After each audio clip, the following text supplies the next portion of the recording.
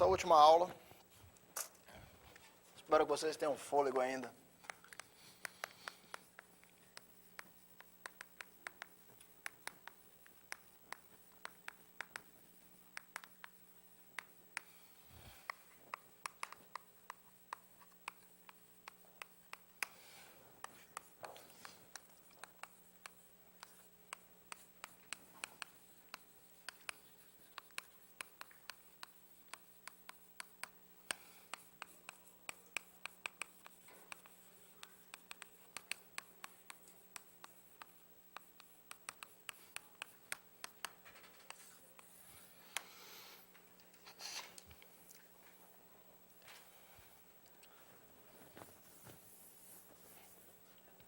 Eu vou fazer mais 4 aplicações do Teorema de Minkowski e a gente vai acabar o curso. Esse é o objetivo dessa aula. Tá? Nossa aula de número 20.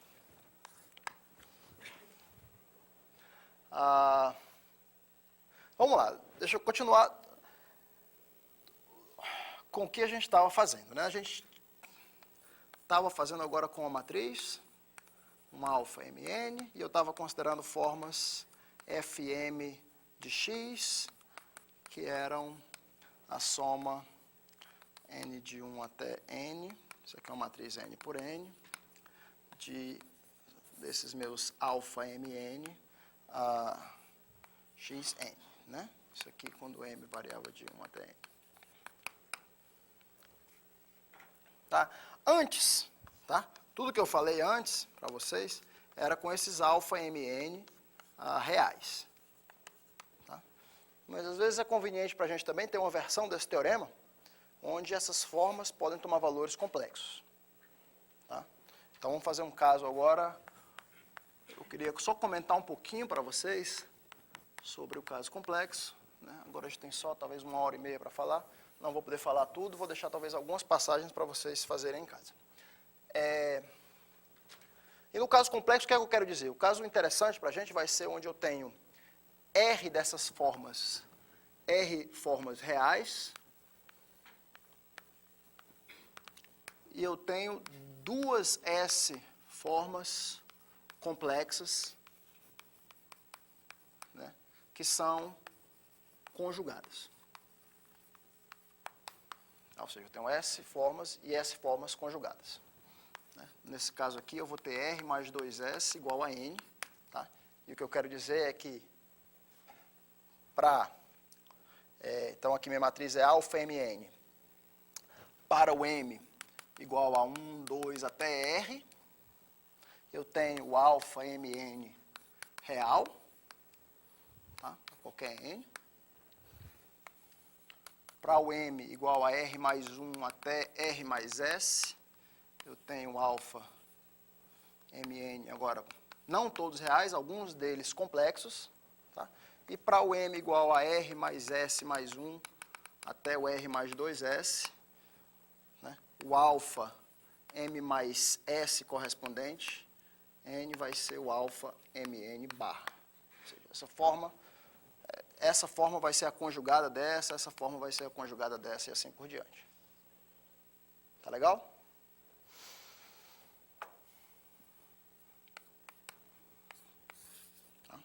Isso aqui acontece.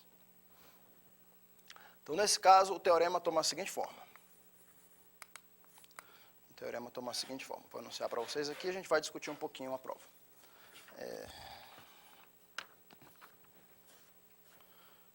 Então, vamos lá. Sejam as duas formas Fn como descrito acima. Ou seja, eu tenho N formas, R reais e duas S complexas. Essas daqui são 2 a 2 conjugadas. Né? Matriz dos coeficientes é alfa Mn. Vou anunciar o resultado aqui para um letres dos inteiros. Né? Então, existe um Xi em Zn, tal que a soma desses Fn de Xi em módulo, que n de 1 até infinito, é menor ou igual do que 4 sobre π S N fatorial determinante do A. Tudo isso aqui é elevado a 1 sobre N.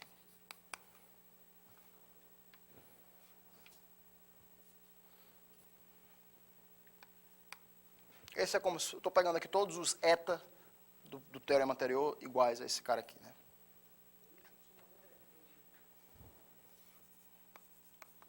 De 1 até N.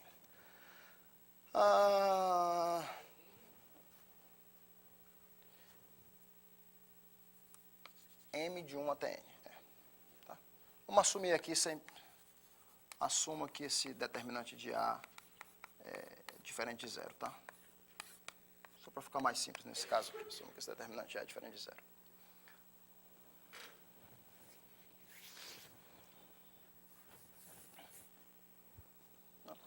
Vou fazer aqui um sketch da prova disso daqui para vocês completarem, né? Sketch da prova. A prova segue as mesmas linhas do que a gente fez, a gente tem que encontrar o nosso conjunto convexo adequado, tá? Então, o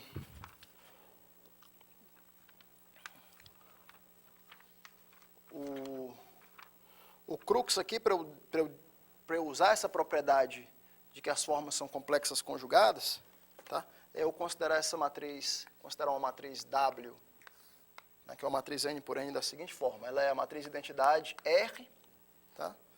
Aí aqui ela vai ser 1/2 da matriz de identidade S, 1/2 da matriz de identidade S, aqui menos I da matriz de identidade S, e aqui I da matriz de identidade S.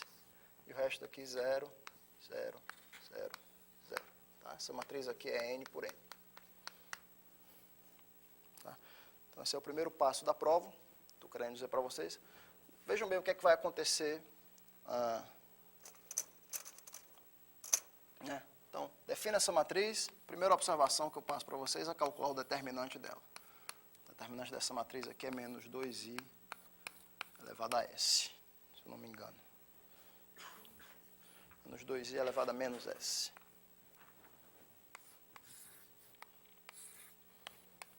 Verifiquem isso aqui.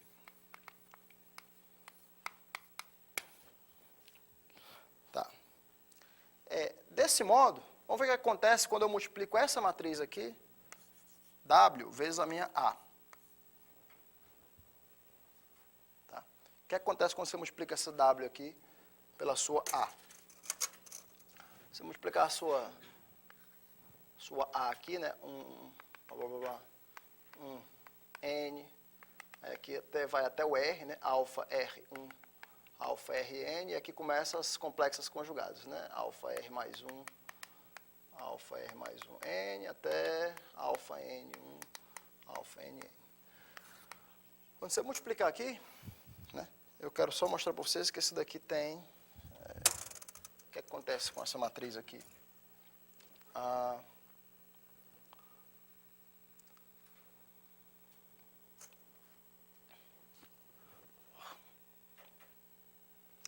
Isso daqui tem entradas reais. Essa matriz aqui tem entradas reais. Por quê? Primeiro, todas as primeiras R linhas aqui, só vão ver as primeiras R coordenadas.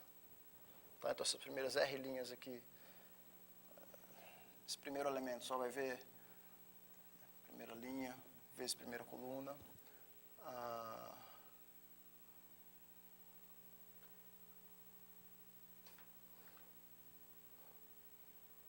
Tem aqui é só a identidade, né? Então vai aparecer só... vai aparecer essa mesma matriz. Vamos fazer essa conta aqui rapidinho. Né? Quanto é que dá esse WA aqui? O que é que vocês acham que dá? Também é uma matriz N por N, certo? Vamos fazer a conta aqui para ver o que é que dá. Então vamos lá. Linha 1, coluna 1. O primeiro cara aqui é o alfa 1, 1. Tá? Depois, linha 1, coluna 2, dá o alfa 1, 2. Então aqui eu repito primeiras linhas, alfa 1n. Quando eu pego a linha 1, coluna n. Mesma coisa aqui na linha 2, coluna 1. Eu vou pegar o alfa 2, 1. Alfa 2. Então, as primeiras R linhas dessa matriz aqui, elas são iguais às primeiras R linhas dessa. Né? Se eu pegar a linha R, aqui, então na linha R vezes a coluna 1, vou pegar o AR1. Linha R, coluna 2, vou pegar o R2, assim por diante. Agora, a partir da próxima linha, o que é que eu vou pegar agora? Vamos pegar a linha R mais 1. Linha R mais 1 vai aparecer, vou pegar o I aqui, então vou pegar a linha R mais 1, vou pegar essa vezes essa coluna. Vou pegar o AR mais 1, tá? E depois, mas ainda vou pegar um outro cara, que é o AR mais 1 mais S, e vou dividir por 2. Tá? Então, aqui vai ter, nessa entrada, então, aqui vai até o R, AR1, ARN. Aqui é igual. Aí o próximo aqui é o AR, R mais 1, 1, se você estiver vendo, mais o AR mais S mais 1, 1 sobre 2. Tá? Ou seja, pega esse, mais o conjugado dele, o R mais 1, 1, com o R mais S mais 1, 1, e divide por 2. E assim por diante. Então, vou pegando aqui a média. Então, essa aqui vai ser, na verdade, a parte real, tá?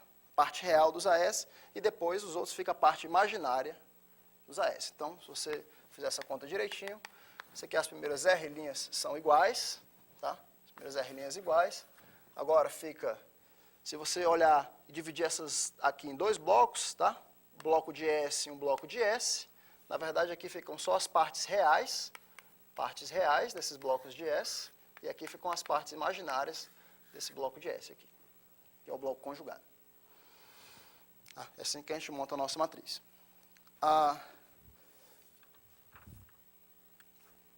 E o lance agora é você olhar para esse conjunto compacto K dessa forma. O conjunto K dos Y pertencentes ao Rn, tais que a soma das primeiras R coordenadas, YL, L de 1 até R, mais 2 vezes a soma de YM quadrado mais YS mais M quadrado a meio, que quando M vai de 1 até S, isso aqui seja menor ou igual que 1. Tá? Então, isso aqui vai corresponder às primeiras R coordenadas, isso aqui vai corresponder ao módulo das outras S coordenadas. Tá? Então, aqui, como você introduz esses complexos conjugados aqui, né, o fato de você medir o volume desse K fica um pouquinho mais difícil. Ele já não é, como era no caso antes, um cubo. Né? Ou o cubo L infinito ou o cubo L1 são cubos. Agora, aqui tem um certo interplay entre cubos e círculos. Certo? Então, o primeiro desafio aqui é você olhar para esse K e você provar que o volume desse K, você pode provar por indução, digamos, sobre o S. Aqui você tem que fazer a integração mesmo. Você tem que provar que o volume do K é 2AR menos S, pi a S, N fatorial a menos 1. Tá? A prova disso daqui é por indução. Verifique aqui como exercício para vocês. Tá? Você pode fazer a indução sobre S, se você quiser.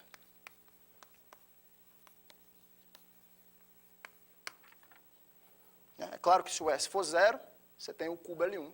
Aí depois você faz um S só, faz a conta. Depois você vai fazer passo indutivo.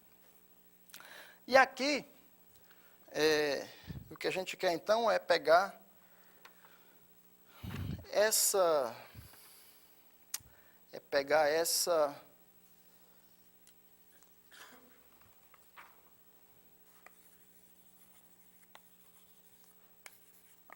WA a menos 1 vezes esse K, vezes esse compacto K. Né? Isso aqui é compacto, convexo e simétrico. Tá? E o volume desse cara aqui, o volume desse WA menos 1 vezes K, nada mais é do que, vamos ver, o determinante de meu W, determinante de A, W menos 1, determinante de A menos 1, tá? Vezes o meu volume do K. Tá? Isso aqui te dá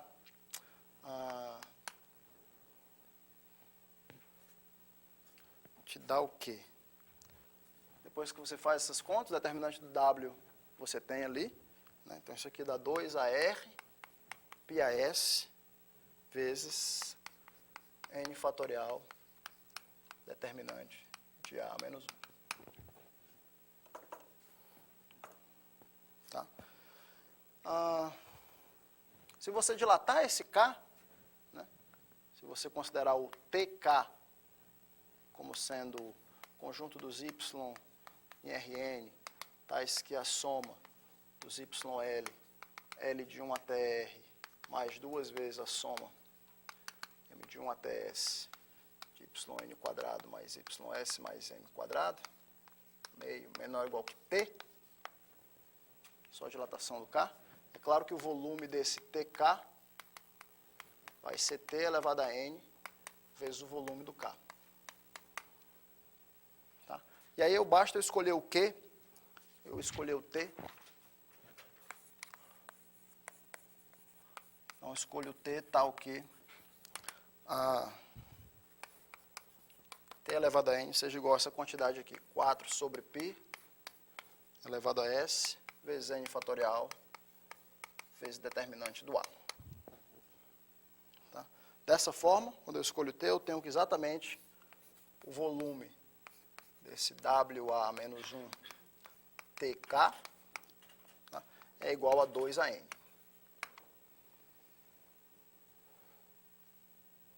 Tá? Então, esse cara aqui é um convex body, cujo volume é maior ou igual do que 2AN vezes o determinante do Leres dos inteiros, que é 1. Tá? Então, por Minkowski, existe um Xi diferente de zero, Xi em Zn. Né? Esse cara aqui é o meu conjunto do teorema de Minkowski que eu vou usar. Existe um Xi em Zn, de modo que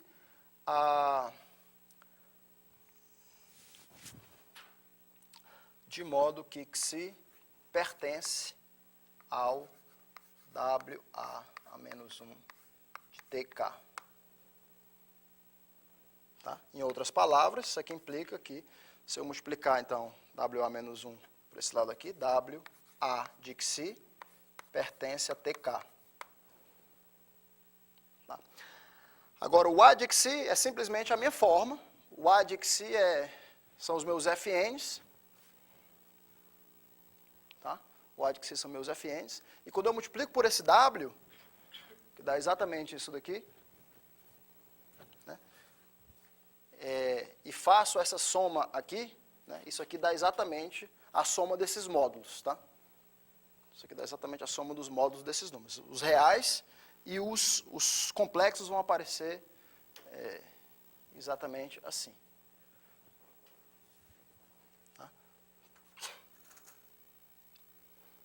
Porque isso daqui te deu a parte real do número, mais o quadrado da parte imaginária desse número. Então, isso aqui é a norma de um número complexo, vezes 2, porque eles estão em números complexos conjugados. Quando vocês fizerem a continha direitinho e abrirem, né, o fato desse WAE estar em TK, quer exatamente dizer que essa minha soma dos módulos aqui, tá, é menor ou igual do que esse T, dado por isso daqui. Tá? Isso aqui é o resultado. Esse aqui é o resultado que a gente queria. Tá? Eu queria mais só recordar o resultado do que a prova, tá? Mas isso aqui requer que vocês sentem um pouquinho e façam essas três coisas, tá? Primeiro, considere essa matriz W, prove que esse determinante é igual a esse daqui. Depois, verifique, como eu estava verificando aqui, que esse WA tem entradas reais. Tá? Terceiro, verificar que o volume desse K, agora eu estou só no mundo dos reais, tá? Estou no mundo dos reais, Y e Rn, mas de modo que esse conjunto convexo aqui é menor do que 1, calcular o volume desse conjunto, provar que é isso daqui. E aí depois, você só vai fazer uma dilatação desse conjunto, beleza? Isso aqui dá um compacto, convexo e simétrico. Vou usar o teorema de Minkowski para garantir que tem um inteiro, um lattice point nele. E aí no final, só você checar que essa condição aqui, que esse WAE está no TK, é exatamente, só estou reescrevendo a minha condição original. Tá? Se você fizer as contas e clarificar direitinho. Tem 4 coisas para vocês fazerem aqui, né, como exercício. Né? Esse era um dos exercícios que eu ia passar na lista de exercícios para vocês, mas eu não sei se vou ter tempo de escrever, então estou escrevendo aqui no quadro e estou deixando aqui um exercício com 4 itens para vocês fazerem. Tá? Muito bem. Moralmente tranquilo? Digo moralmente tranquilo porque confesso que eu não dei todos os detalhes, tá? Mas para fazer os detalhes disso aí a gente ia demorar, sei lá, uma meia hora e eu prefiro ficar fazendo outras coisas. Mas vamos admitir que a gente tem esse resultado aqui. Né? Vamos admitir que a gente tem esse resultado. Observe que quando o S é zero, é exatamente o resultado anterior. Tá? Para a norma L1, eu tinha um N fatorial determinante de A, o resultado anterior, com aquele zeta, eu tinha botado o zeta M a menos 1 na frente, mas aqui é todos os zeta M a menos 1 iguais. Tá? Para que serve isso daqui? Né? Isso daqui serve, por exemplo, então essa daqui foi a minha aplicação 4. Era essa a conta? Isso aqui serve para a gente dar uma aplicação número 5. Essa daqui a gente pode fazer com todos os detalhes, que é você dar cotas para o discriminante de polinômios.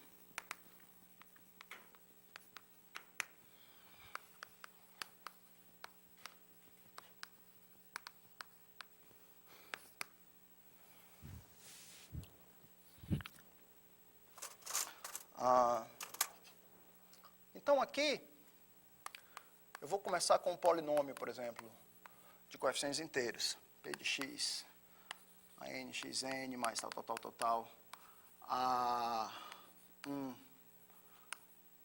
xn menos 0, a n menos 1, x1 mais a n. Tá? Isso aqui pertencente ao z de x, irredutível. Considera um polinômio dessa forma irredutível.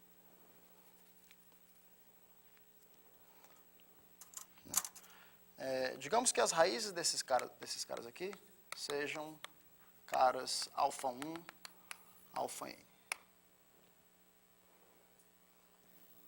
São 5,5. Quase. 5,5 que tem essa troca de energia aqui, né? Vou pegar um polinômio irredutível, tá? Com n raízes, e vou dizer que essas n raízes são r reais. Né? Como o polinômio tem coeficientes inteiros, as raízes complexas vêm em complexos conjugados. Né? Então, eu tenho 2s raízes complexas. Tá? Uma quantidade que aparece quando você estuda somente teoria algébrica dos números, uma quantidade relevante, é esse chamado discriminante do polinômio. Mas antes de definir o discriminante do polinômio, deixa eu fatorar isso daqui. Não, posso dizer o que é o discriminante desse polinômio. Né? O discriminante desse polinômio é simplesmente A0, 2n menos 2, vezes esse produto de alfa i menos alfa j quadrado com i, digamos, menor do que j. Esse é o chamado discriminante do polinômio.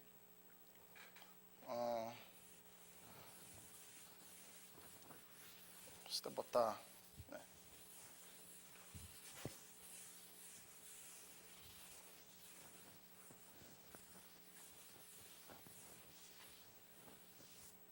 um módulo aqui, se você quiser. Não, deixa.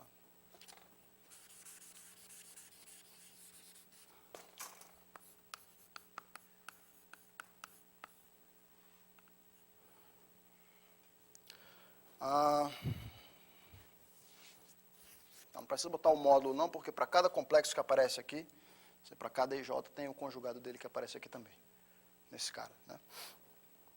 O que é que eu quero fazer com isso? O que é que eu vou querer fazer com isso? Tem um minuto.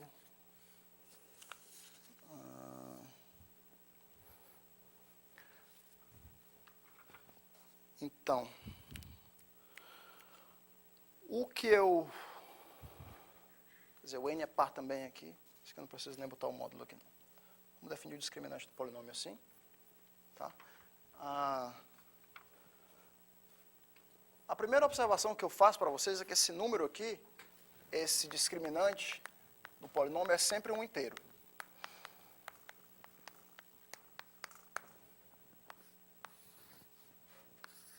Na verdade, eu apaguei aqui, eu não deveria ter apagado, mas tudo bem.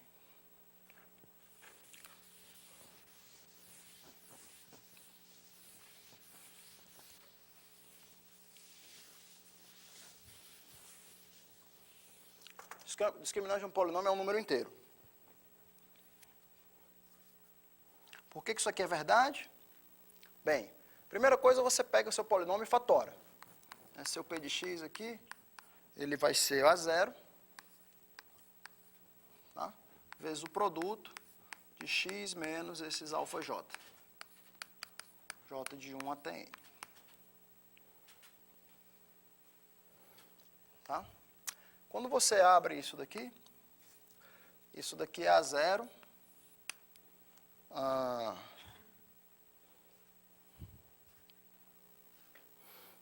que é que eu quero fazer aqui?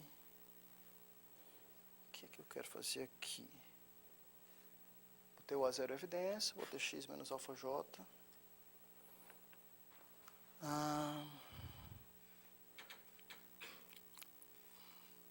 Dê-me um minuto. Não, é isso aqui que eu quero fazer mesmo. Tá? Então é a zero que eu botei em evidência, vezes o x menos alfa j. Tá? Então isso aqui é a zero. Quando eu abro isso daqui, fica uma certa soma, né? Fica uma certa soma de quem? X elevado a j. J aqui vai de 0 até n. Menos 1, quando j é n, eu quero que dê 0. Então, deixa eu deixar, talvez aqui, x elevado a n menos j, menos 1 elevado a j. Tá? E aqui vão aparecer o que eu vou chamar desses polinômios simétricos EJ de alfa L. Né? Onde esses caras são os polinômios simétricos. É 0 de alfa, é j de alfa, digamos assim. É 0 de alfa é 1, é 1 de alfa nada mais é do que alfa 1 mais alfa 2 mais mais alfa n. É 2 de alfa, é a soma alfa i alfa j, e assim por diante. Né? Esses caras aqui são os meus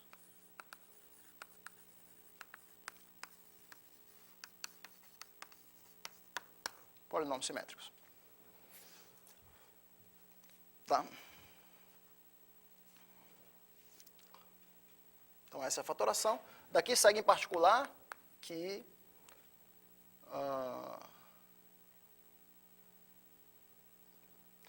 A0 vezes qualquer um desses EJ de alfa pertence aos inteiros, tá? Porque esses caras aqui são os coeficientes. Os coeficientes inteiros do polinômio. Tá? Então, quando eu multiplicar A0 vezes qualquer um desses caras aqui, são polinômios simétricos baseados nas raízes. Então, isso aqui são números são todos números racionais. Na verdade, quando eu multiplico por A0, eu tenho que voltar para esses coeficientes aqui. Tá? Muito bem. Por outro lado, né, o meu discriminante, o discriminante de P, como eu defini ali, é uma função simétrica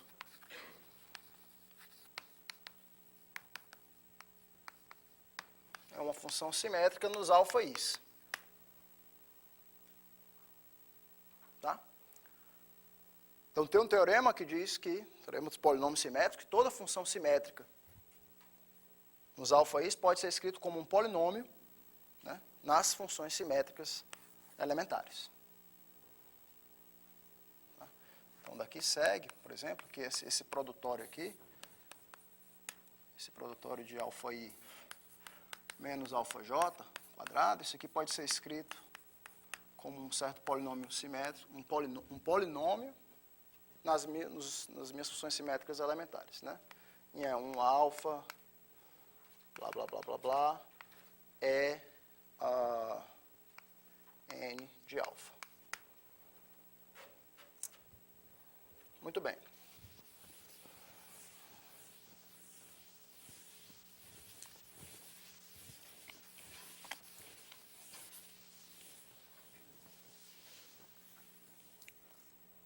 Um polinômio Q nessas variáveis aqui.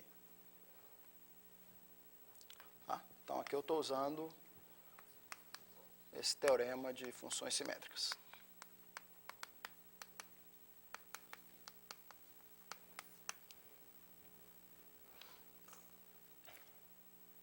Agora, o que acontece? Cada monômio que aparece aqui, né, aqui pode ter coisa do tipo, esse polinômio aqui não precisa ser homogêneo, não. Tá? Então, isso aqui pode ser, a princípio, né, no final, pode ser 1 mais E1, N mais 1, mais E3 ao quadrado, mais blá, blá, blá, blá, blá, blá. Pode ser qualquer coisa desses caras aqui. Quer dizer, vai ser homogêneo porque o grau aqui é o mesmo. Mas cada alfa aí, qual é o grau dele desse lado aqui? Tá? Essa soma aqui vai de 1 até n. Certo? Então, se separar em um alfa 1, por exemplo, o alfa 1 tem n menos 1 vezes que ele está multiplicando aqui. N menos 1 ao quadrado, então o grau dele aqui, o grau do alfa i aqui, se você quiser, é igual a 2n menos 2. Tá? Então, cada monômio que aparece aqui não pode ter grau maior do que 2n menos 2. Né? Cada monômio desse tem um alfa i, né? Por exemplo, esse monômio aqui tem um alfa 1, esse aqui tem um alfa 1. Se tiver alguma coisa elevada a mais do que 2n menos 2, já passaria o grau desse cara daqui. Certo? Então, cada monômio do lado esquerdo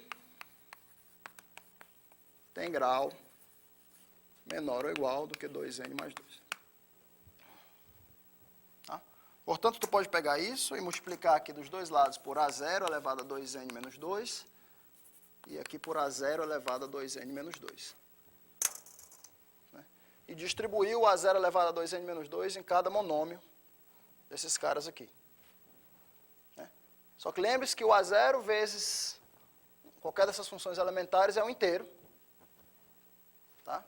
E aqui, como cada monômio que aparece nesse polinômio Q tem grau no máximo 2n menos 2, né, eu vou ter A zeros suficientes para fazer os pares e deixar tudo com coeficientes inteiros desse lado aqui.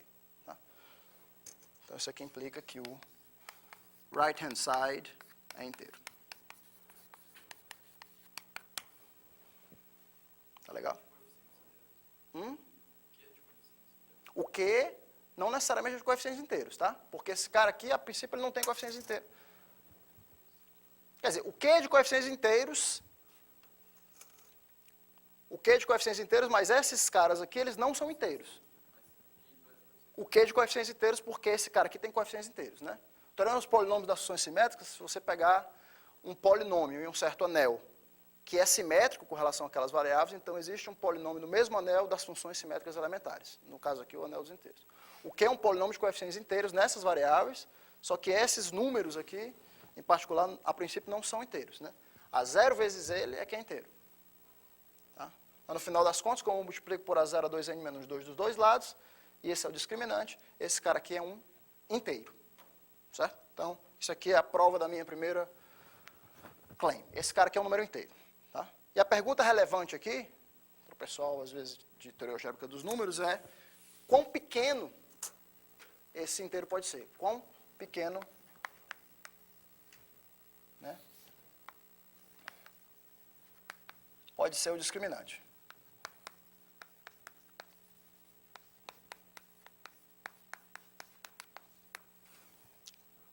Isso aqui te dá uma maneira, por exemplo, de medir a complexidade, tá? Sei lá, de uma extensão de corpos, né? Pega uma certa extensão de corpos, você tem uma certa, o discriminante associado a essa extensão de corpos. Uma extensão básica, né? Você pegar uma raiz daqui e adjuntar essas raízes ao Q. Né? Você tem essa extensão de corpos e o discriminante, definido do modo como a gente define a teoria de Galois, coincide com esse discriminante do polinômio que eu estou definindo aqui. E a pergunta é, quão pequeno pode ser esse discriminante aqui, por exemplo? Isso dá uma forma de eu enumerar as extensões de Q. E o teorema é o seguinte, deixa eu anunciar para vocês aqui. Teorema. Então, seja P de x como acima, pertencente a Z de x, irredutível. É importante que o polinômio seja irredutível aqui, com degree n maior ou igual que 1. Né? Então, se P tem, como descrito assim, né? Se P de x tem R raízes reais e 2S raízes complexas conjugadas, vale o seguinte, n elevado a n sobre n fatorial, π sobre 4 elevado a s ao quadrado, maior ou igual do que o módulo discriminante de P.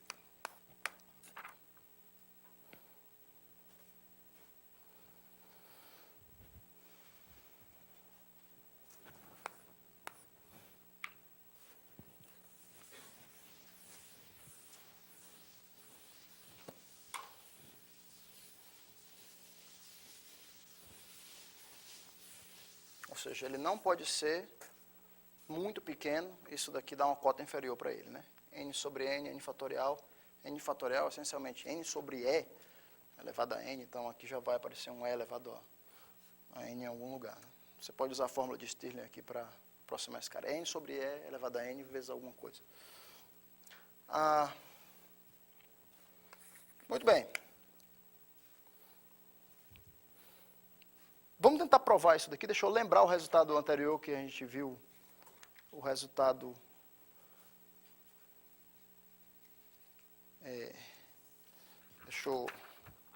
deixa eu deixar escrito aqui, porque o resultado era esse que a gente tinha, né, para as formas, tá? Fm de xi, m de 1 até n, era menor ou igual do que 4 sobre π, s, n fatorial, det de a, elevado a 1 sobre n. Tá? Então, eu acho que esse é um exercício que a gente pode fazer. Né? Vamos tentar provar esse resultado, sabendo que a gente fez esse outro resultado aqui, né? Que existe um lattice point, Zn, que satisfaz isso daqui. Para a minha forma A, alfa mn, com R formas reais e 2S com pares complexos conjugados. Vamos admitir que a gente provou isso aqui, quer dizer, a gente fez a prova moral, um sketch da prova, mas admitindo esse resultado, vamos tentar provar, vamos tentar encontrar essa cota para o discriminante. Né? Vamos lá, vamos fazer junto. 20 minutos, se tudo der certo, a gente faz. Por onde é que a gente começa? Onde é que vocês viram esse tipo de produto aqui? Onde é que esse cara aqui aparece? Qual matriz A é conveniente para eu trabalhar que vai aparecer aquele produto ali? Isso é uma matriz do tipo Vandermonde, né? Então, a primeira coisa é eu considerar essa matriz aqui, sei lá, 1. Agora, deixa eu só ver se eu boto nas colunas ou nas linhas, né? Eu vou ter que considerar uma matriz desse tipo.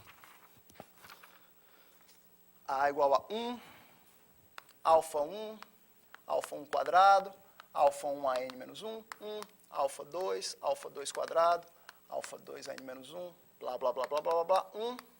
E aqui eu fico com alfa n quadrado, alfa n quadrado, alfa n elevado a n menos 1. Essa está aqui minha matriz tipo Vandermonde. A gente sabe que o determinante de tal matriz é igual, o modo determinante de tal matriz é esse produto, alfa i menos alfa j. I menor do que j. Então, isso aqui já vai de encontro ao meu discriminante, já está quase lá. Então, essa é a matriz correspondente. E essa é uma matriz que se encaixa nas hipóteses do teorema anterior. Né? Eu tenho minhas linhas aqui, as minhas primeiras linhas aqui, as minhas primeiras R linhas são reais, e depois eu vou ter linhas, duas S linhas que são complexos conjugados, porque eu vou ter raízes aqui complexos conjugados. Então, eu vou botar aqui as primeiras R linhas, R reais, e aqui eu tenho 2S complexas conjugadas. Tá legal? Muito bem.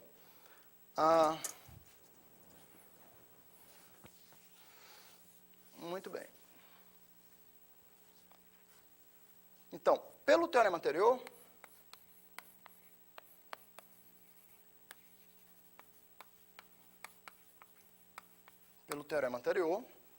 né, existe um Xi em Zn, Xi diferente de zero,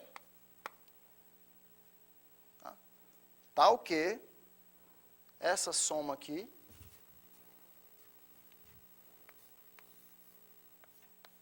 soma de Fm de Xi, se você quiser, em módulo, né, M de 1 até N, seja menor ou igual, é menor ou igual do que 4 sobre π a S, N fatorial, determinante de A, elevado a 1 sobre N. Muito bem. Agora vamos dar uma olhada mais próxima em quem são esses caras.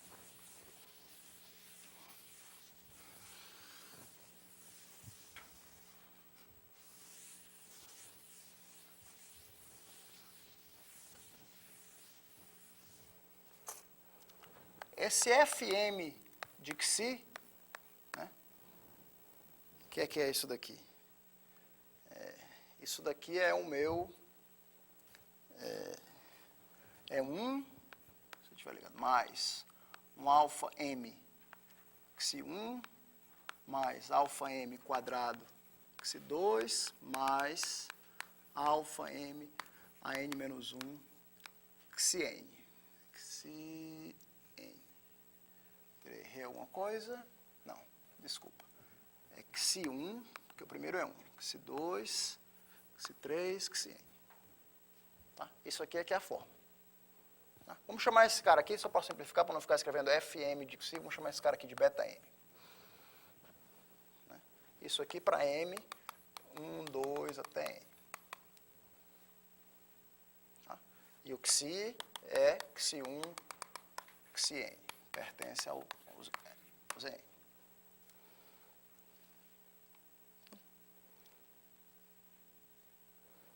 A primeira observação que você faz, o que é que você pode me dizer a respeito desse beta m aqui? Então, você somou um inteiro, Xi1, mais Xi2 vezes alfa m, mais Xi3 alfa m quadrado, mais Xn vezes alfa m elevado a n menos 1. O que é que você pode me dizer sobre esse beta m aqui, a princípio?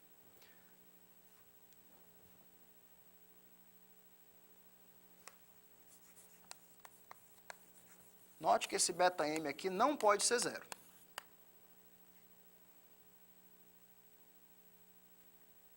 Ele é um inteiro algébrico, né?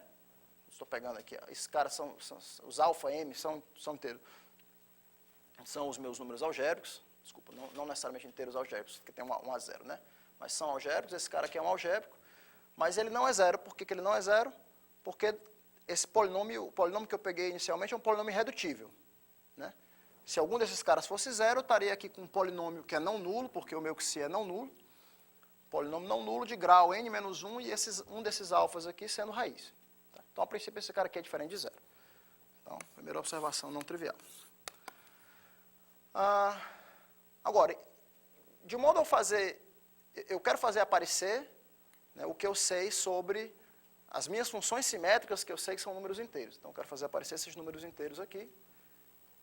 Então, o que eu vou fazer é simplesmente o produto de todos esses beta m's. O produto desses beta m's, de 1 até n, tá? É o produto desses caras aqui. Produto de Xi1 mais alfa m, Xi2 mais blá, blá, blá, blá, blá, alfa m a n menos 1, Xn.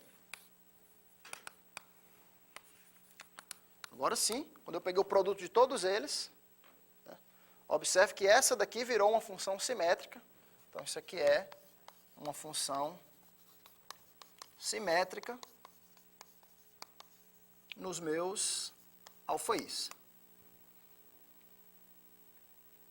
Não é verdade? Se eu trocar o papel de alfa i e alfa j, nada muda aqui. Tá? Se ela é uma função simétrica dos meus alfaís, então ela pode ser escrita como um polinômio, vamos chamar, a gente chamou de Q ali, vamos chamar de R aqui, é um polinômio nas funções simétricas elementares. E é 1 de alfa, é n de alfa. Muito bem? Como esse polinômio aqui tem coeficientes inteiros, né? Lembre-se que todos esses x's são inteiros. Os polinômios são inteiros. Esse polinômio R aqui nessas variáveis também tem coeficientes inteiros. Agora, esses números aqui, eu já vi que são números que não são inteiros. Na verdade, a 0 vezes ele é inteiro. Então, vamos usar o mesmo truque que a gente fez aqui, de comparar o grau. Tá? O que é que eu faço com essa identidade? Se eu pegar um cara, o alfa 1, qual é o grau dele desse lado direito aqui? Eu tenho um alfa 1 elevado a n menos 1 e nada mais, não passo disso, né? Então, todo monômio que aparece nesse polinômio R tem grau no máximo n menos 1.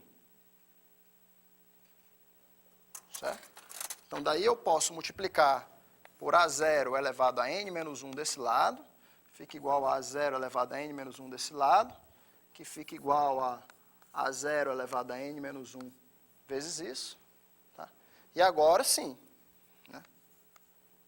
Cada monômio que aparece aqui tem grau no máximo n menos 1. Eu posso distribuir esse A0 elevado a n menos 1 dentro desses caras, de modo a usar essa propriedade.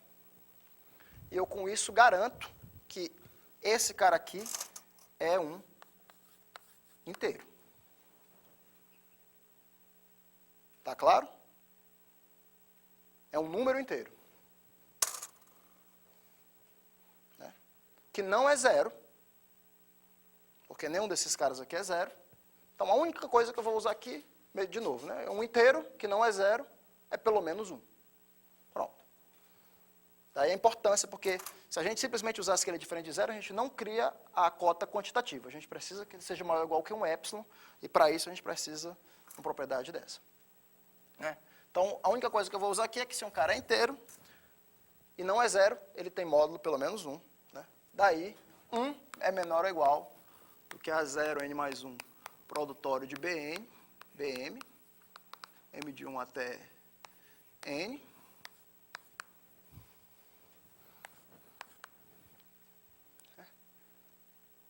Professor, mas eu não sei nada ainda sobre o produto de beta-m. Eu sei coisas sobre a soma dos beta-m's. Aí eu vou usar uma média aritmética, média geométrica aqui. Né? Então, esse produto beta-m é menor ou igual, vou repetir esse cara, 0 a n menos 1. Né? Então, a média fica a soma dos beta-m's, a média aritmética, a m de 1 até n, elevado a... Então, aqui, isso aqui elevado a 1 sobre n é menor do que isso, né? Então, tenho que elevar os dois lados a n. Elevado a n. Então, aqui, simplesmente usei que média geométrica é menor ou igual que a média aritmética.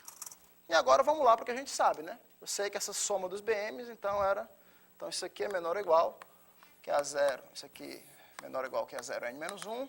Aqui eu tenho 1 sobre n elevado a n.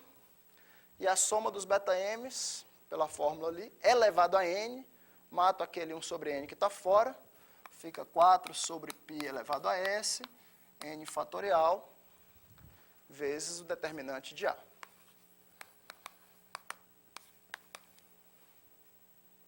Ora, mas como a gente bem observou, né? Meu determinante de A era simplesmente esse produto aqui.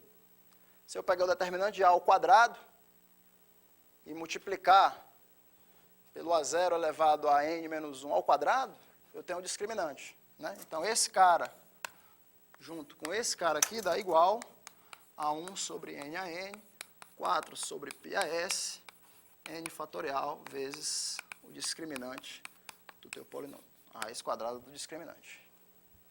Né? Passa para o outro lado e você tem a desigualdade que você queria. Portanto, o discriminante do meu polinômio é maior ou igual do que N sobre N a N, N fatorial, π sobre 4as. Pronto. Tem um quadrado aqui, né? Ao quadrado. Pronto. Aí, chegamos. Coincidência. Tá?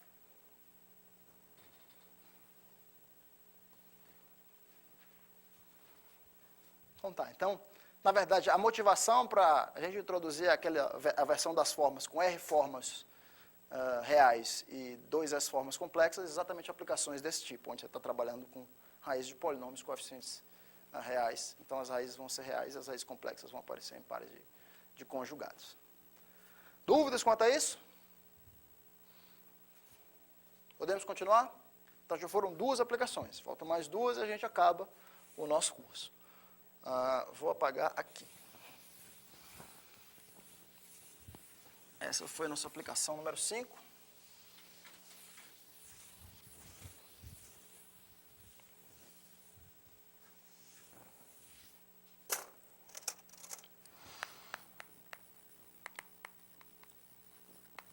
Aplicação número 6.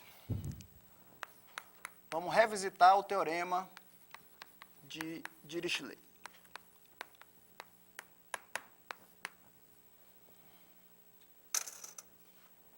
Vamos revisitar o meu teorema de Dirichlet.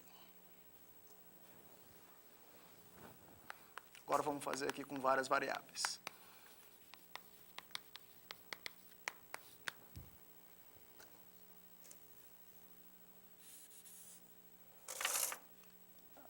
Então, o contexto agora aqui é o seguinte.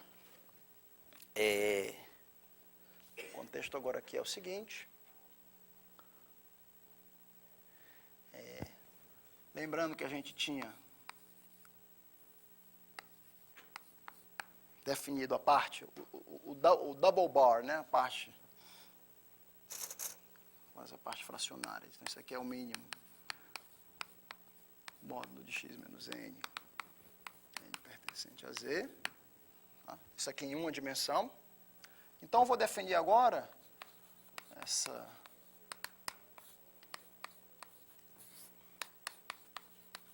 para um x no Rn, eu vou definir a minha função double bar do mesmo jeito, tá? Só que agora é um double bar infinito, né? Então, isso aqui vai ser simplesmente o máximo da barra dupla x1, x2, xn, né? Onde o x tem coordenadas x1, xn.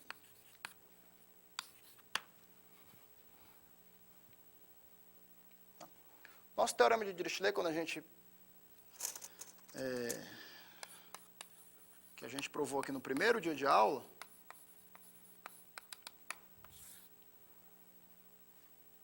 foi o seguinte, né? Se eu pegasse um alfa, por exemplo, irracional,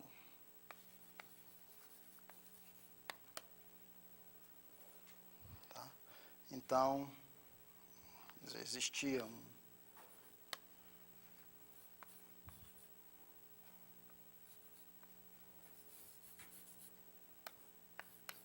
dado um certo Q maior que 1, tá? Então existe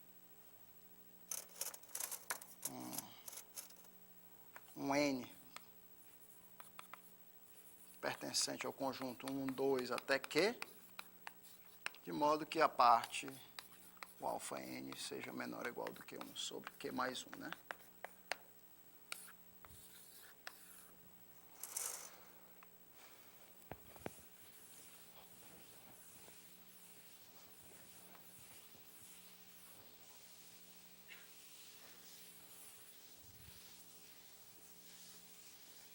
Pensava ser nem racional, podia ser qualquer, né? Isso aqui.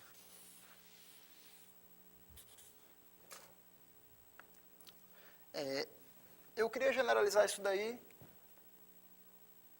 para o contexto de várias variáveis. Tá?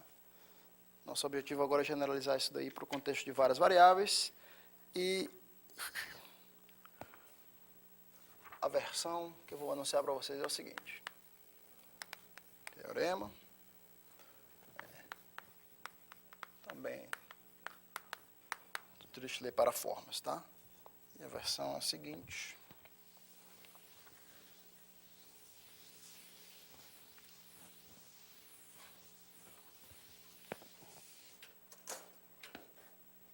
Agora sim, seja A, alfa mn, agora uma matriz M por N,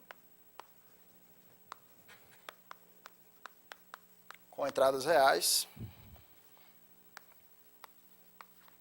e que seja Q um inteiro positivo.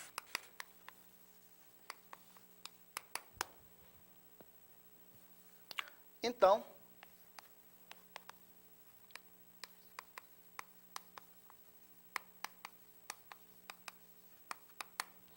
existem inteiros Q1, Q2, blá, blá, blá, blá, blá, Qn, não todos sendo zero,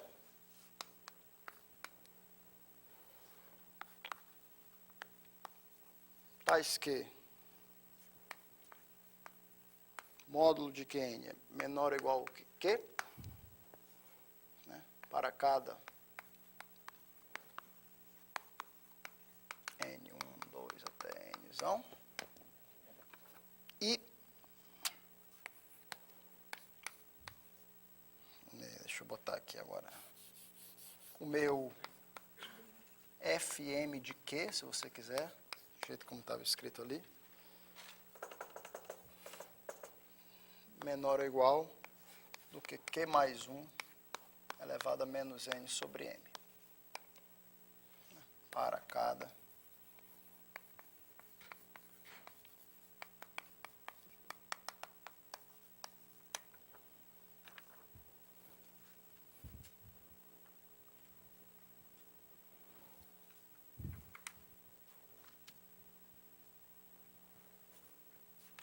Agora sim, eu tenho uma matriz M por N, tá? E eu tenho formas que são, quer dizer, o Fm de x é, de novo, agora a soma, N de 1 até Nzão, alfa Mn vezes o Xn. Tá? Esse teorema me diz que, né, se eu te dou uma matriz, o determinante da matriz aqui não vai desempenhar um papel, ou vai, esqueci alguma coisa, blá, blá, blá, não, tá certo.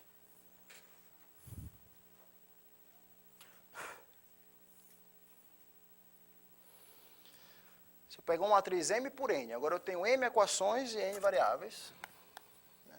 M equações e N variáveis. Eu gostaria de escolher inteiros, tá? De modo que essas M equações ficassem com o meu barra dupla muito pequeno. Né?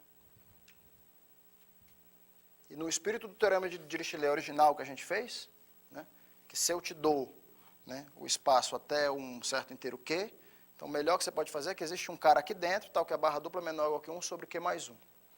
Né? Aqui você está mais ou menos na mesma situação. Né? Se eu te dou até uma altura Q, estou botando aqui o módulo de Qn menor ou igual que Q, tá?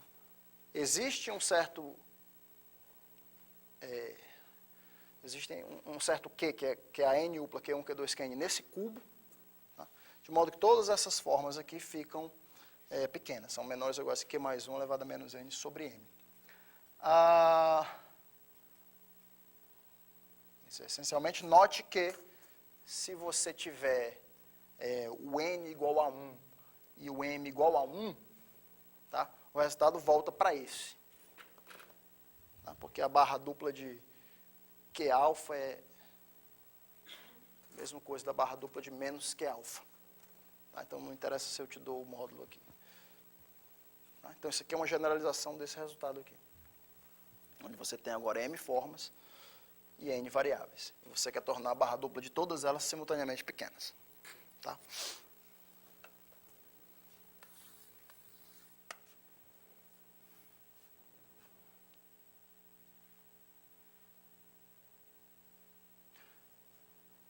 Então vamos lá.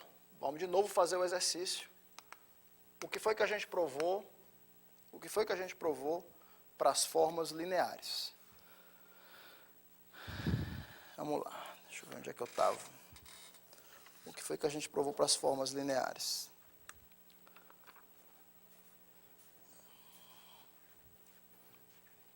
Então vamos lá. Eu provei o seguinte resultado, né? Se eta 1, eta 2, eta n fosse maior ou igual do que, digamos, determinante do meu lattice vezes determinante de A. Determinante do meu lattice aqui não interessa porque eu estou querendo trabalhar com os inteiros. Vamos jogar isso aqui fora. Então, se isso daqui for maior do que o determinante de A, tá? O que eu tinha era a...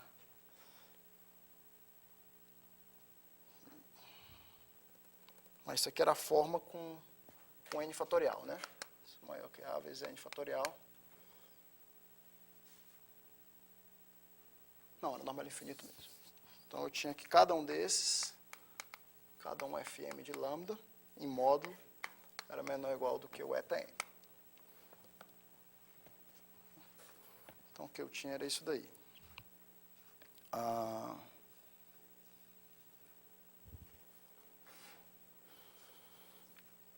Isso. Só que essa minha A aqui era uma matriz n por n, né? Isso daqui eram as formas associadas a ela.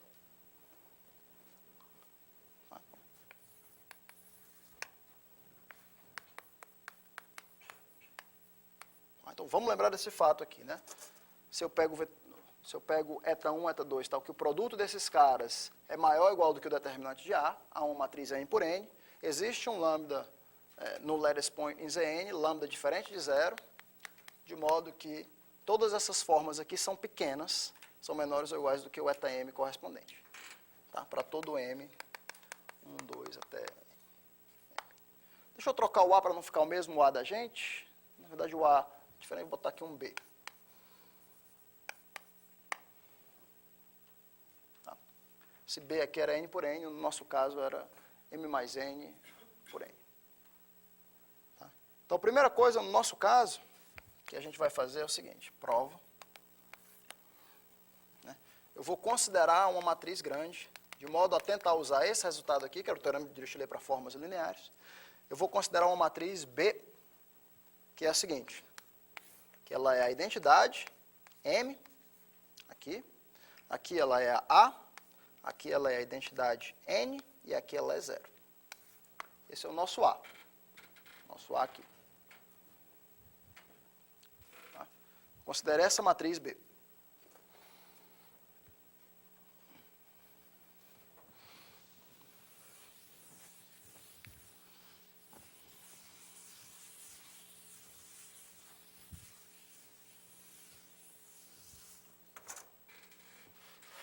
Observe que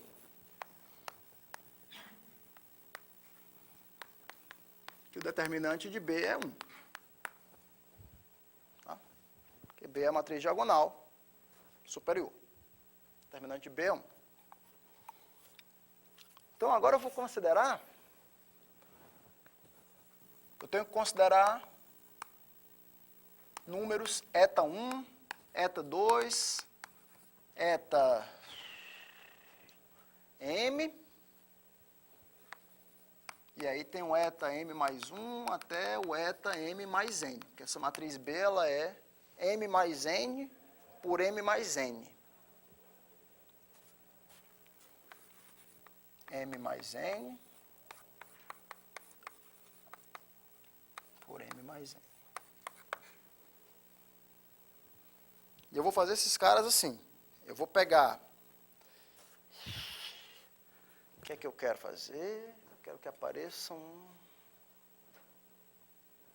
menos 1,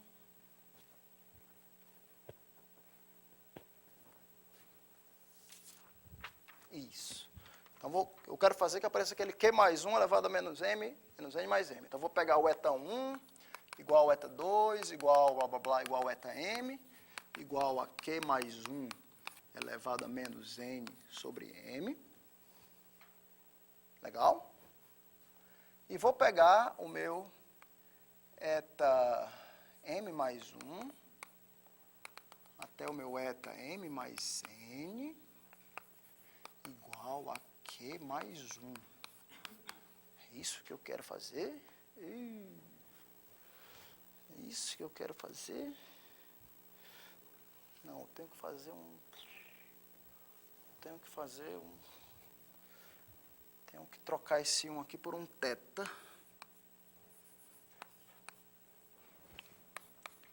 Tá? Para, digamos, algum θ com 0 menor do que θ menor do que 1. Eu tome um θ entre 0 e 1 e faça essa escolha. Né? Os primeiros m caras são Q mais θ elevado a menos N sobre M, e os outros n caras são Q mais θ. Tá? Com essa escolha aqui, você observa que eta 1, produto de todos esses caras aqui, é igual a 1.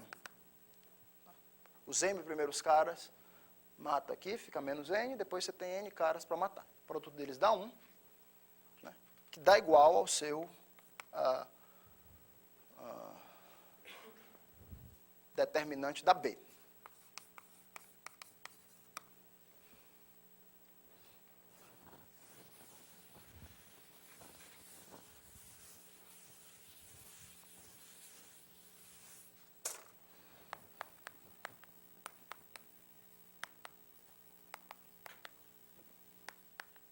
Então, pelo teorema de Minkowski, a versão para formas lineares reais, né, com a norma L infinito, que é o que está escrito ali, existe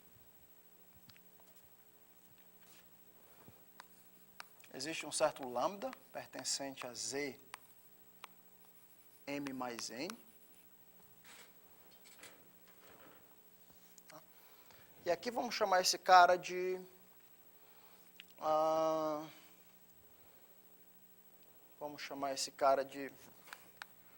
PQ,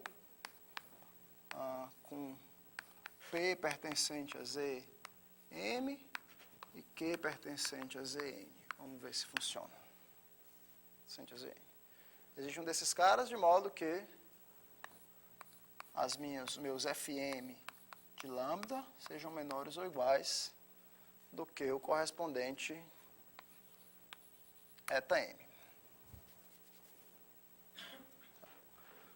Só que agora eu tenho dois casos, né? Lembra que a minha B ela é 1M, ela é A, ela é identidade N e ela é 0. Tá? Então, eu tenho os casos aqui, onde essas equações aqui vão de 1 até M, que eu vou multiplicar por esse cara aqui, vou multiplicar pelo PQ, que eu estou chamando aqui, né?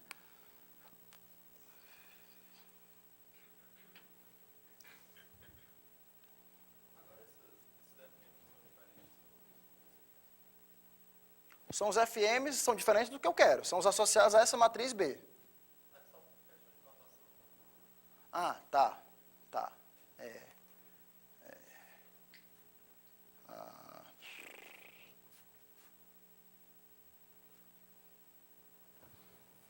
Vamos chamar aqui AM. Tá? Vai ficar até claro aqui do AM.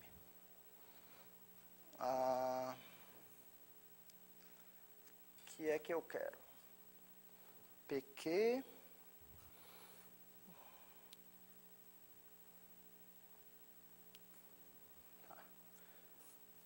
que é que isso daqui vai ficar? Como é que são as equações de 1 até M?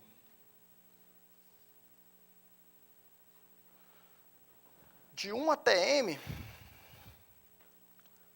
né, todos esses caras aqui são iguais, né? Os zeta M's correspondentes são todos Q mais θ.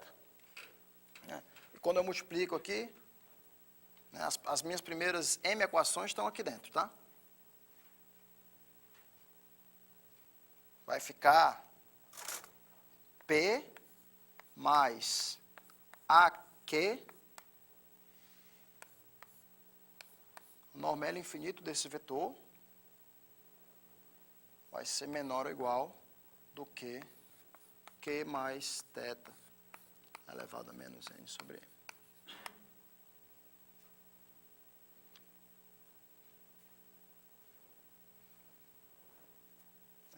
É exatamente isso aqui que aparece nas primeiras equações.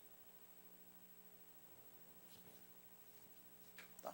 Para cada uma das linhas, ou seja, para a primeira coordenada isso aqui vale, para a segunda coordenada isso aqui vale, para a terceira coordenada isso aqui vale, e assim por diante. Só que a primeira coordenada é sempre a primeira coordenada do P, mais, aí eu tenho que multiplicar o A pelo Q.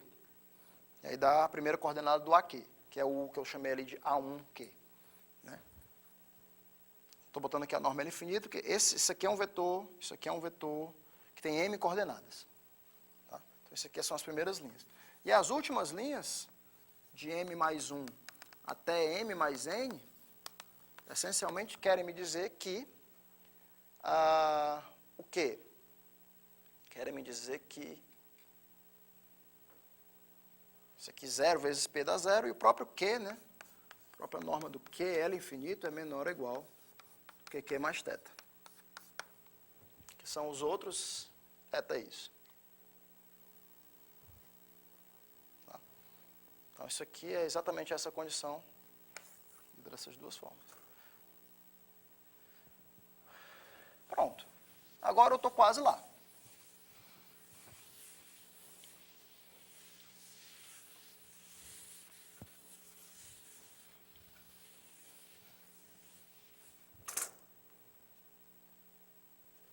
Quase lá onde eu quero. Né? Porque isso aqui é a barra dupla. A barra dupla é o menor desses valores, onde eu posso, aqui eu posso fazer translações por inteiros como eu quiser. Né? Agora eu tenho essas duas condições aqui. Tenho a norma L infinito desse AQ. Tá? Só que agora eu tenho um certo inteiro P,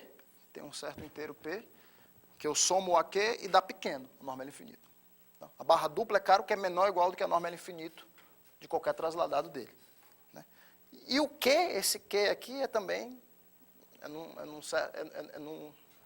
range do que eu quero. Né? Observe que se ele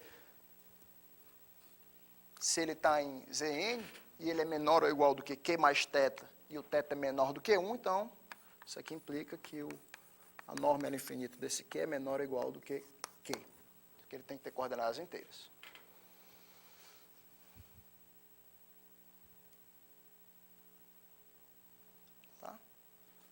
Então, pronto. De estrela.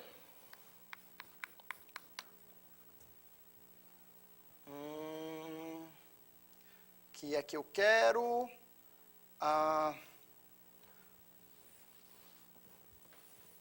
Vamos chamar isso aqui de estrela. Então, por estrela, você só tem que ver que o Q é diferente de zero. Esse Q não pode ser zero, porque se o Q fosse zero, apesar disso aqui valer, essa aqui de cima ia ficar com a norma L infinito de P menor que seria um número menor do que 1, tá? Já que o θ é maior do que 0 e o Q é maior ou igual a 1. Sendo isso aqui menor do que 1, só me deixaria a possibilidade do P ser 0 também, só que esse cara aqui não é, o lambda é diferente de 0, né? Portanto, P e Q não podem ser ambos 0. Tá? Então, o Q é diferente de 0.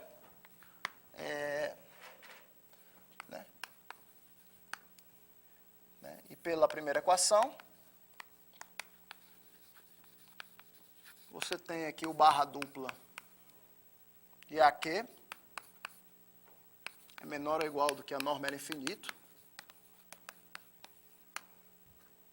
de AQ, que é menor ou igual do que mais θ a menos N sobre M.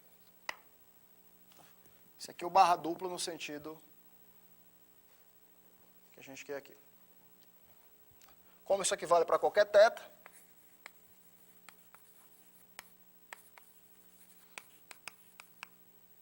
isso aqui vale para qualquer θ menor do que 1,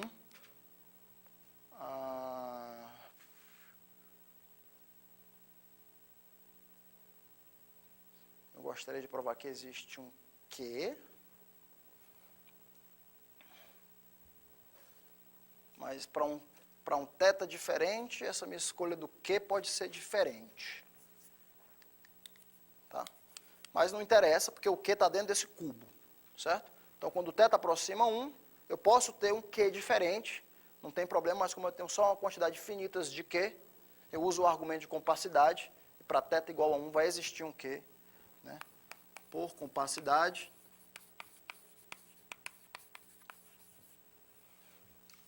existe um Q, tal Q,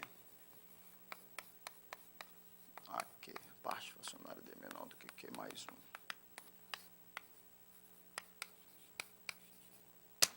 Elevado a menos 100 sobre N.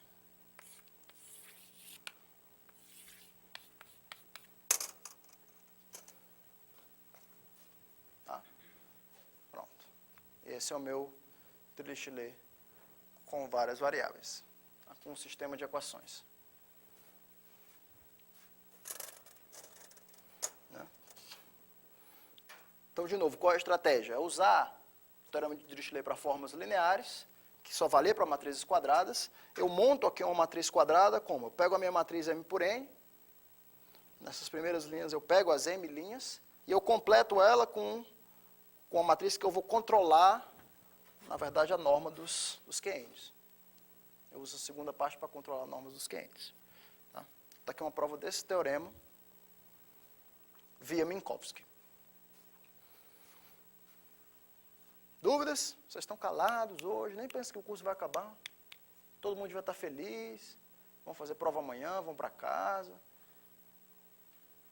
Olha, Dmitry, os caras estão tristes, meu irmão.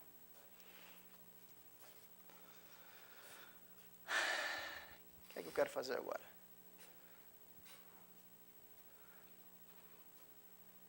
Tá, para terminar, eu acho que eu quero fazer uma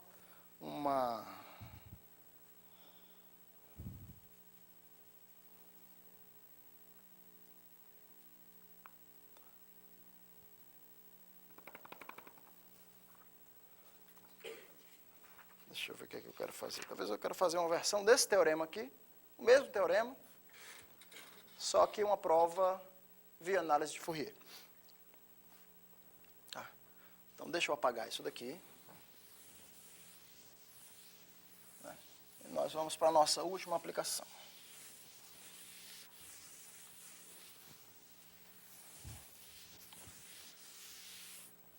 Aplicação 7. Né? Lembrando que se eu estiver no RN, tá? Lembrando que para x em Rn, eu estou escrevendo aqui a barra dupla de x, né, como sendo o máximo das barras duplas de x, 1, blá, blá, blá, blá, blá, x, n. E o resultado que eu quero fazer agora é uma versão mais geral desse daqui, que é o seguinte.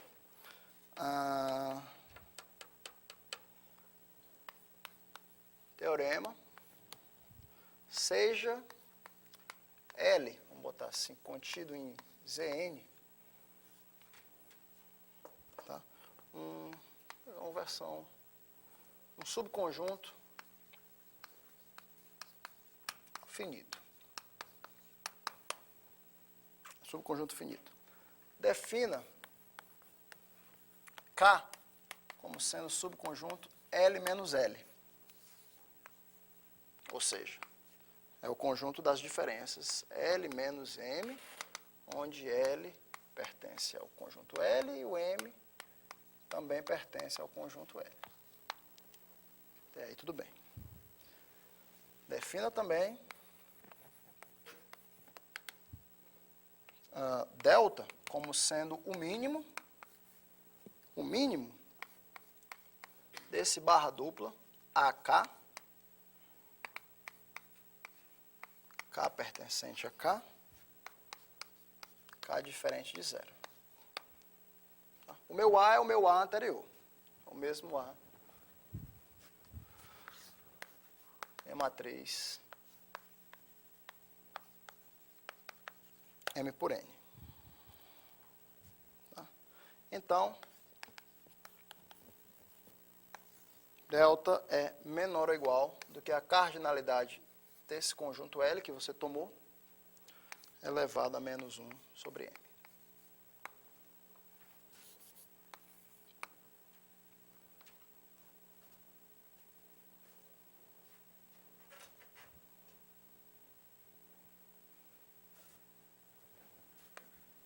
Observe que esse teorema aqui, ele é mais forte do que esse, ele implica esse. Basta eu tomar o L como sendo, né? Basta eu tomar o L. Exemplo, tome o L como sendo o conjunto dos Q pertencentes ao Zn, de modo que 0 é menor ou igual do que qualquer coordenada QJ, menor ou igual do que um certo Q. Coordenadas entre 0 e Q. Né? Daí o L menos L vai dar o cubo, vai dar um módulo menor do que Q. Se cada uma dessas coordenadas está entre 0 e Q, a diferença entre duas delas está entre menos Q e Q. Né? E aí você tem exatamente isso daqui. Vai existir um cara em K, que é o conjunto das diferenças, existe um cara com isso daqui, de modo que o AK, esse delta, seja a cardinalidade de L elevado a menos 1 sobre N. Qual é a cardinalidade de L? Cada um desses caras tem Q mais 1 pontos elevado a N. Então fica Q mais 1 elevado a menos N sobre N. Tá. Então isso aqui, com esse exemplo, implica esse teorema. Só que isso aqui vale muito mais geral para qualquer L que você quiser pegar aqui, está valendo.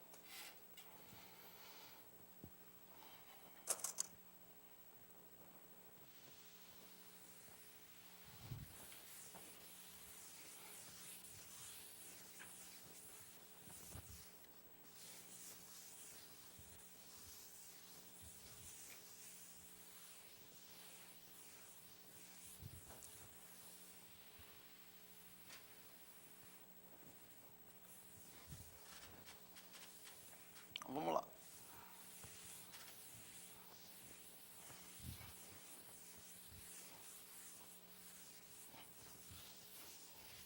Aguentem comigo por mais 10 minutos. O que é que eu quero fazer? Uma página. Muito bem.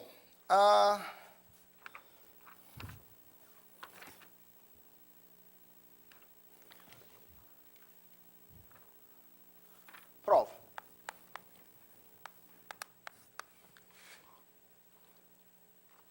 Eu vou fazer... Lembra quando a gente fez na primeira aula aqui o teorema de Dirichlet, a gente fez duas provas. Casa dos pombos e uma prova extremamente não trivial, né, digamos assim, usando a análise de Fourier, que na frente da prova pelo princípio da casa dos pombos era altamente absurda, né? A prova pelo princípio da casa dos pombos era muito mais fácil. Não tinha motivo nenhum para a gente fazer a prova com análise de Fourier. Mas acontece que essa prova aqui é uma prova que se estende para várias variáveis, né? Essa aqui já fica muito mais complicado você usar um argumento tipo casa dos pombos, né? E aqui praticamente impossível, né? Então a prova, se vocês lembram, na primeira aula da gente, eu pegava essa minha funçãozinha aqui, eu pegava essa minha funçãozinha f de x, né, que é uma função 2 periódica, que ela é menos 1, 1, tá? 1, essa minha função casinha, meu triângulo, tá? Minha transformada em Fourier dessa função ft de y é seno de πy sobre πy ao quadrado, então é importante a gente lembrar disso. Tá? E eu defini uma função que era f delta de x como sendo delta menos x mais. Tá? Que nada mais é do que essa casinha aqui, ou seja, ela é delta menos a parte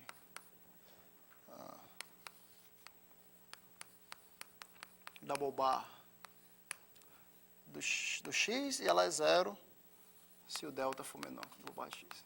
Tá? Então você pode olhar para essa função aqui como sendo de menos delta até delta. Tá? Aí quando x é zero, ela vai para o delta, ela é simplesmente isso. Ela é uma dilatação dessa, só que agora no delta. Tá? E aqui, se você quiser, Aqui tem menos meio, meio. Tá? É claro que você pode supor desde o começo, né, que esse zero, que o delta é menor que zero e menor que o meio. Menor que meio, né? Que o delta é o mínimo entre várias partes, entre vários double bars. Né? Então está entre 0 e meio. Se o delta for zero, nada há o que fazer. Se o delta for zero, nada há o que fazer, então vamos admitir que o delta é maior do que zero. Tá? Vamos construir essa função aqui. Como é que eu relaciono essa função aqui, f delta, com a minha f original? Observe que essa f delta de x, ela é, se eu passar um delta aqui para fora, é delta vezes a f de x sobre delta. Tá? Portanto, f delta barra de t é delta ao quadrado, f barra de delta t.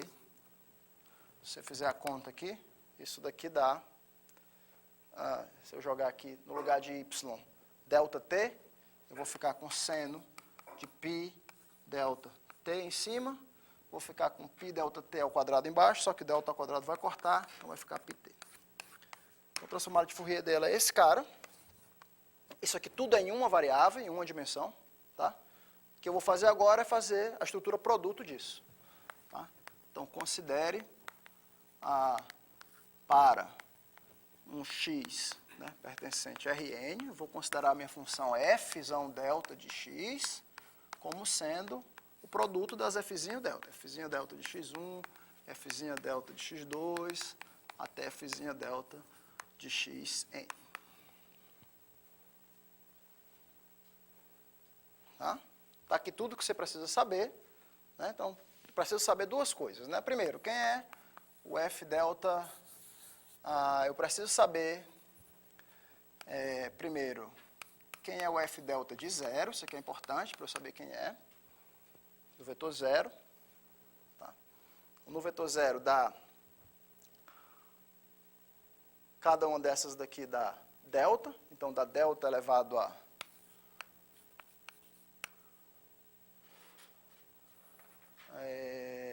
aqui eu estou no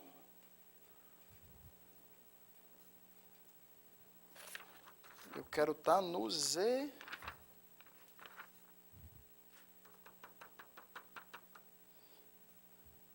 ZM. O L está no ZN. Está no ZN. Me dá um minuto. Um minuto. A matriz é mínimo de AK, M por N. M por N. Não, desculpe. Aqui eu vou pegar para X em... Aqui eu vou pegar para X em RM. Blá. M. Né? Então, F delta de zero. Cada um desses aqui no ponto zero dá delta. Então, dá delta elevado a M. Primeira coisa a fazer. Muito bem. Segundo, f delta chapéu de zero. Na verdade, a integral de f delta de x dx no domínio fundamental, Rm módulo Zm. Né? Como essa função é o produto de outras funções, isso aqui quebra. Então, na verdade, é só integral em R mod Z de f delta de x dx elevado a m. E a integral de cada uma dessas daqui, originalmente, era simplesmente base vezes altura sobre 2. 2 delta vezes delta sobre 2 dá delta ao quadrado, então fica delta 2m. Então, tem f delta de zero, isso daqui. Muito bem, guarde essas informações, porque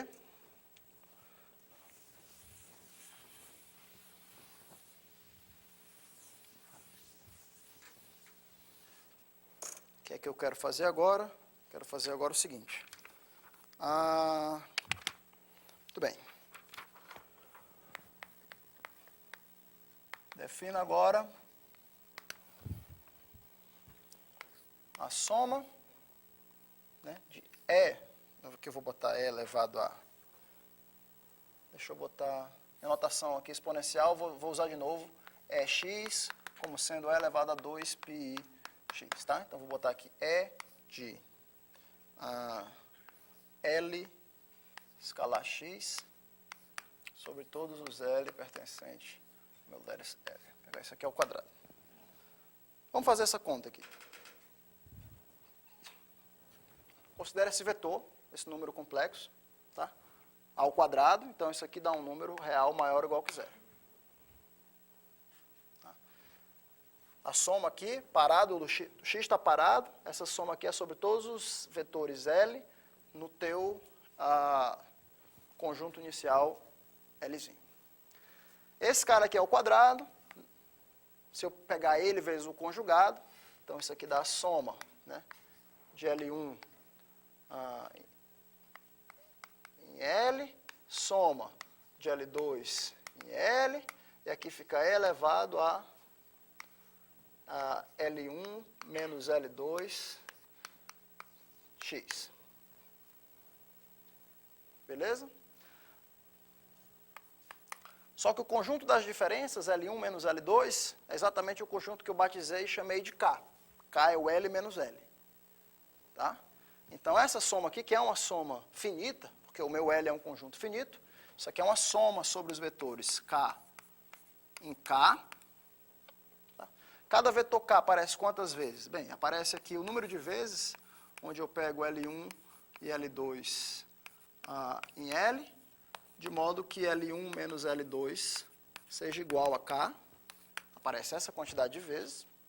Não vou me interessar por contar, eu vou simplesmente deixar assim, e aqui vai aparecer elevado a Kx. Tá? Então, eu vou me contentar em escrever isso aqui como a soma em K, no meu conjunto K, de certos coeficientes C de K, elevado a Kx.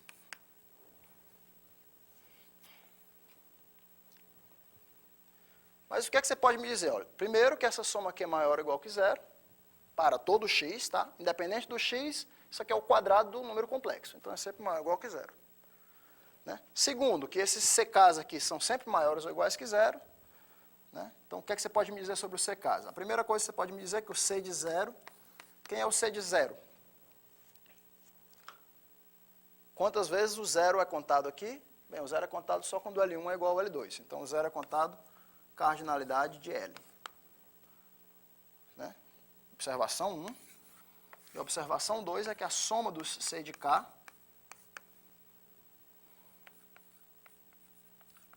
quem é que dá a soma do C de K?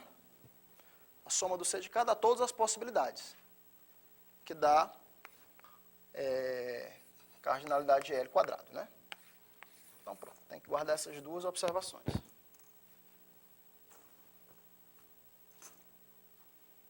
Muito bem. Então, agora eu vou pegar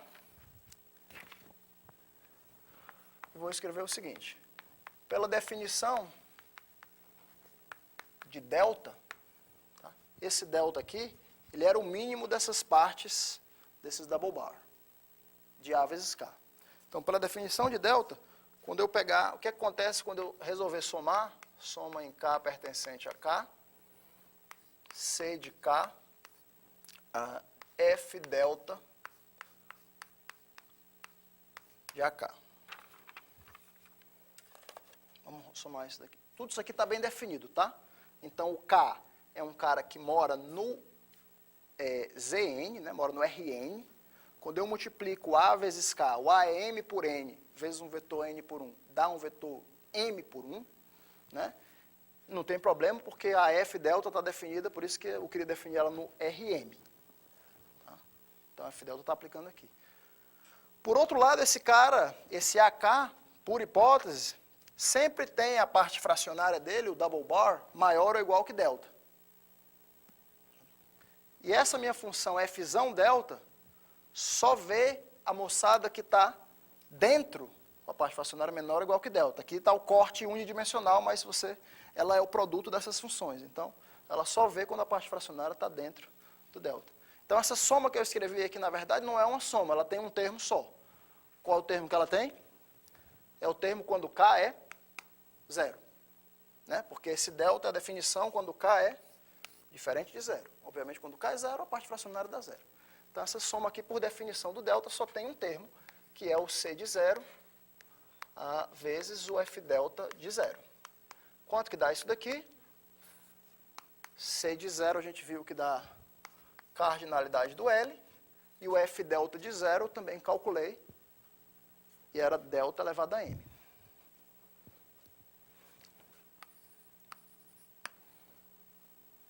Agora, o que a gente faz? A gente expande essa função aqui, f delta, como uma série de Fourier.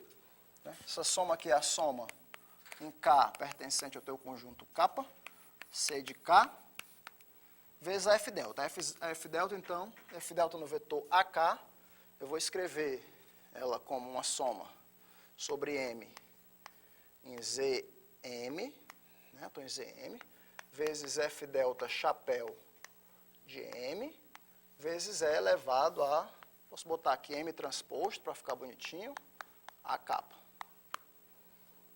Isso aqui é a expansão dela em série de Fourier.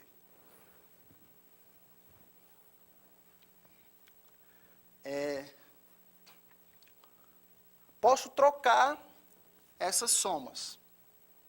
Por que eu posso trocar essas somas?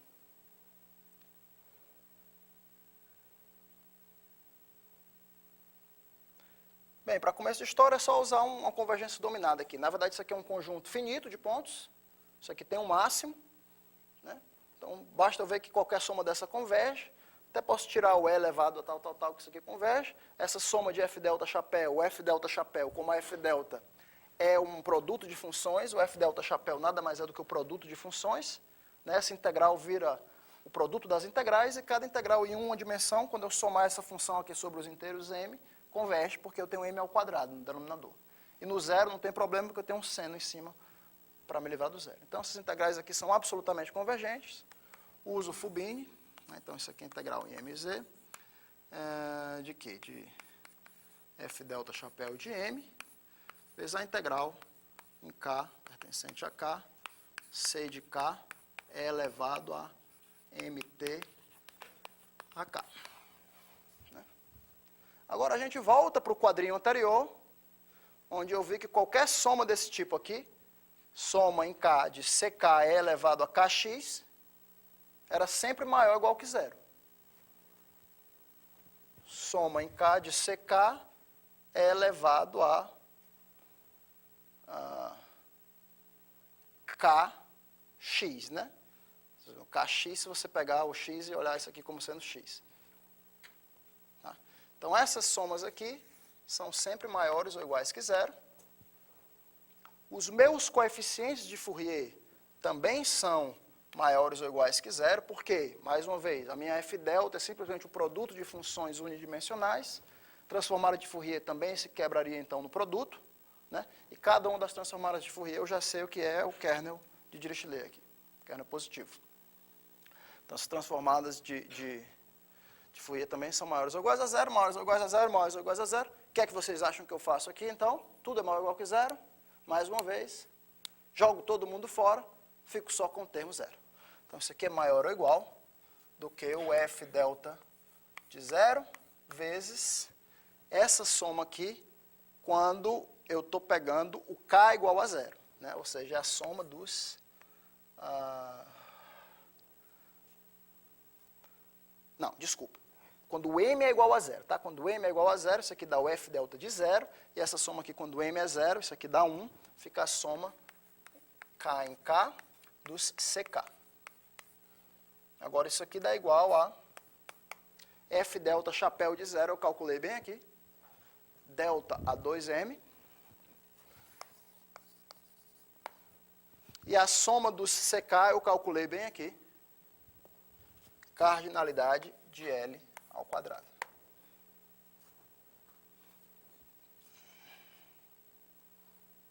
Tá?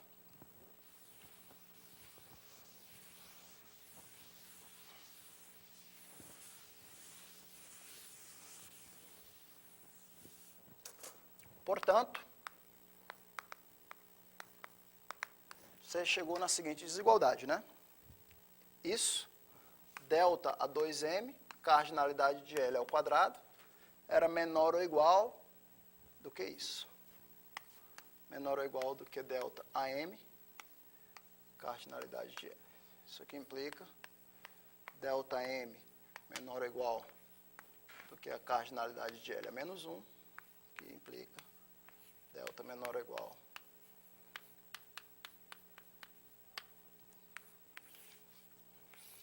é o que você queria provar. Tá? Então, pronto. Então, a gente volta para o começo do curso, fecha com uma prova que foi essencialmente uma das primeiras provas que a gente fez. Voltamos aqui para falar um pouquinho de aproximações diofantinas, agora em várias variáveis, tentar aproximar várias coisas ao mesmo tempo. As ferramentas para isso são, uma das ferramentas, a fórmula, o teorema de Minkowski, os convex bodies, mas também um pouquinho de análise de Fourier pode ajudar nesse sentido. Tá? Então, 6h45, cumpri o que eu tinha prometido para vocês, 20 aulas. Desculpem se às vezes passei do tempo, falei mais do que devia, mas espero que todo mundo tenha gostado do curso. Não foi, de maneira alguma, a proposta desse curso é ser exaustiva, ensinar tudo para vocês no interior dos números, porque, em primeiro lugar, porque eu não sei, e, em segundo lugar, porque tem muitas mais coisas do que eu posso falar, mas espero que eu tenha podido dar para vocês uma ideia de problemas nessa interface, principalmente nessa interface de análise harmônica, análise de Fourier, com teoria dos números. Né? Nós fizemos a parte clássica de aproximações diofantinas, uma parte de equidistribuição, uma parte de teoria multiplicativa dos números, e agora, no final, essa parte aqui de geometria dos números. Tudo isso foi bastante introdutório, mas eu espero que vocês agora possam, quem se interessar pela área, eu acho que agora tem um pouquinho mais de condição, depois dessas 20 aulas, lista de exercícios. Vocês foram muito bem nas listas de exercícios, fizeram 50 problemas. Né? Agora, eu acho que todos vocês têm condição de pegar qualquer livro mais avançado e começar a ler e encarar de igual para igual isso daí. Né? Mais uma vez, obrigado pela atenção de todos, acho que todo mundo aqui está de parabéns. A gente faz a prova amanhã às 3h30 até umas 7h30, tá? Dêem uma olhadinha nos vídeos dessas aulas e tudo, mas espero que vocês todos vão ter a chance de ir bem. Obrigado, gente. Encerramos por aqui.